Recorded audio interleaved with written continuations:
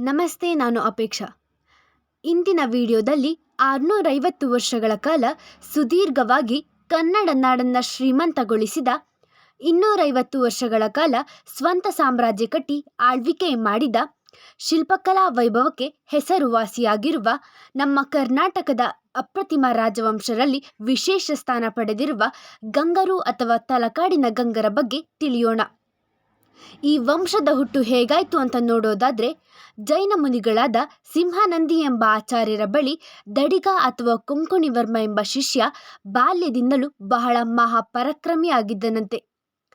ಇವನ ಸಾಹಸವನ್ನು ಕಂಡ ಆಚಾರ್ಯರು ಇವನಿಗೆ ಒಂದು ಬಾರಿ ಕತ್ತಿಯನ್ನು ನೀಡಿದರಂತೆ.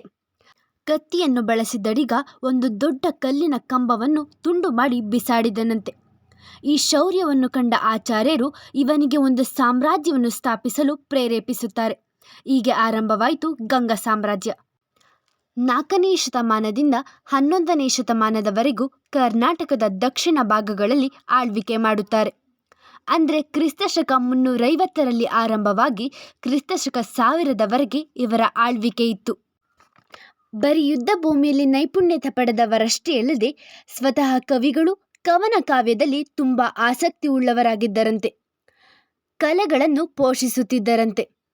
ಅಷ್ಟೇ ಅಲ್ಲದೆ ಸ್ವತಃ ಕನ್ನಡದಲ್ಲಿ ಹಾಗೂ ಸಂಸ್ಕೃತದಲ್ಲಿ ಗ್ರಂಥಗಳನ್ನು ಬರೆದಿದ್ದಾರೆ. ಅವರಿಗೆ ಕಲೆಯ ಮೇಲೆ ಇದ್ದ ಒಲವು ಎಷ್ಟಿತ್ತಂತ ನೋಡೋದಾದರೆ, ಇವತ್ತಿಗೂ ಕಾಣಸಿಗೋದು ಶ್ರವಣಬೆಳಗೊಳದ ಗೊಮ್ಮಟೇಶ್ವರ ಮೂರ್ತಿಯ ಕೆತ್ತನೆ. ಗೊಮ್ಮಟೇಶ್ವರ ಮೂರ್ತಿಯ ಶಿಲ್ಪಕಲಾ ವೈಭವವು ಇಡೀ ಜಗತ್ತು ತಿರುಗಿ ನೋಡುವ ಹಾಗೆ ಮಾಡಿದ ಕೀರ್ತಿ ಗಂಗರ ಕಾಲದ ಮಂತ್ರಿಯಾಗಿದ್ದ ಚಾವುಂಡರಾಯರಿಗೆ ಸಲ್ಲುತ್ತದೆ. ಇವರ ಲಾಂಛನ ಮದಗಜ.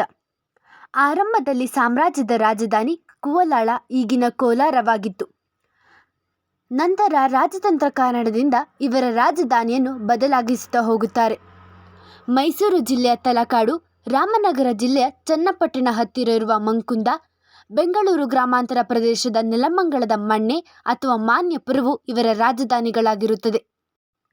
ಕರ್ನಾಟಕದಲ್ಲಿ ಮೈಸೂರು, ಚಾಮರಾಜನಗರ, ಬೆಂಗಳೂರು, ಹಾಸನ, ಕೋಲಾರ, ಮಂಡ್ಯ, ತುಮಕೂರು ಅಷ್ಟೇ ಅಲ್ಲದೆ ತಮಿಳುನಾಡಿನ ಉತ್ತರ ಭಾಗಗಳು, ಕೊಯಮತ್ತೂರು, ಸೇಲಂ ಹಾಗೂ ಆಂಧ್ರ ಪ್ರದೇಶದ ಅನಂತಪುರ ಹಾಗೂ ಕಡಪ ಜಿಲ್ಲೆಗಳಲ್ಲಿ ರಾಜ್ಯ ವಿಸ್ತರಣೆ ಮಾಡಿ ಗಂಗವಾಡಿ ಎಂದೇ ಪ್ರಸಿದ್ಧರಾದರು. ಗಂಗರು 250 ವರ್ಷಗಳವರೆಗೆ ಸ್ವಂತ ಸಾಮ್ರಾಜ್ಯವಾಗಿ, ನಂತರ ಬಾದಾಮಿ ಚಾಲುಕ್ಯರು, ರಾಷ್ಟ್ರಕೂಟರು ಹಾಗೂ ಕಲ್ಯಾಣಿ ಚಾಲುಕ್ಯರ ಸಮಾನಾಂತರ ಆಡಳಿತ ಮಾಡುತ್ತಾರೆ. ಈ ಗಂಗರ ವಂಶಾವಳಿ ದೊಡ್ಡ ಪಟ್ಟಿಯನ್ನೇ ಹೊಂದಿದೆ. ದಡಿಗ ಅಥವಾ ಕೊಂಕಣಿವರ್ಮನಿಂದ ಆರಂಭವಾದ ಈ ಸಾಮ್ರಾಜ್ಯ ಮಾಧವ, ಆರ್ಯವರ್ಮ, ಅವಿನೀತ, ದುರ್ವಿನೀತ, ಶ್ರೀಪುರುಷ, ರಾಚಮಲ್ಲ ಹಾಗೂ ರಾಜಮಲ್ಲ ಹೀಗೆ ಅನೇಕ ರಾಜರುಗಳನ್ನು ಹೊಂದಿದೆ. ಗಂಗರಲ್ಲೇ ಅತಿ ಶ್ರೇಷ್ಠ ಶಕ್ತಿಶಾಲಿ ರಾಜ ದುರ್ವಿನೀತ. ಮುಂದೆ ಕಲ್ಯಾಣಿ ಚಾಲುಕ್ಯರು ಹಾಗೂ ಚೋಳರ ಯುದ್ಧದಲ್ಲಿ ಚೋಳರಿಂದ ಸೋತು ಕ್ರಿಸ್ತಶಕ 14ರಲ್ಲಿ ಈ ಗಂಗವಂಶ ಕರ್ನಾಟಕದಲ್ಲಿ ಕೊನೆಗೊಳ್ಳುತ್ತದೆ. ಹಾಗೆ ಈ ದುರ್ವಿನೀತ ವೀರಶೂರ ಅಷ್ಟೇ ಅಲ್ಲದೆ ಒಬ್ಬ ಕವಿಯೂ ಆಗಿದ್ದರು ಎಂಬುದು ಆಶ್ಚರ್ಯದ ವಿಷಯನೇ. ನಮ್ಮ ಆದಿಕವಿ ಪಂಪರಿಗಿಂತ ಮೊದಲೇ ಕನ್ನಡದಲ್ಲಿ ಕಾವ್ಯ ರಚನೆ ಮಾಡಿದ ಕವಿಗಳಲ್ಲಿ ಒಬ್ಬರು. ಅಮೋಘ ವರ್ಷನ ಕವಿರಾಜ ಮಾರ್ಗದಲ್ಲಿ ಕೂಡ ಇವರ ಉಲ್ಲೇಖ ಕಂಡುಬರುತ್ತದೆ. ಈ ವಿಡಿಯೋ ನಿಮ್ಗೆ ಇಷ್ಟ ಆಗಿದ್ರೆ ಲೈಕ್ ಮಾಡಿ, ಶೇರ್ ಮಾಡಿ, ಫಾಲೋ ಮಾಡಿ. ನೆಕ್ಸ್ಟ್ ವಿಡಿಯೋದಲ್ಲಿ ಸಿಗ್ತೀನಿ. ಧನ್ಯವಾದಗಳು.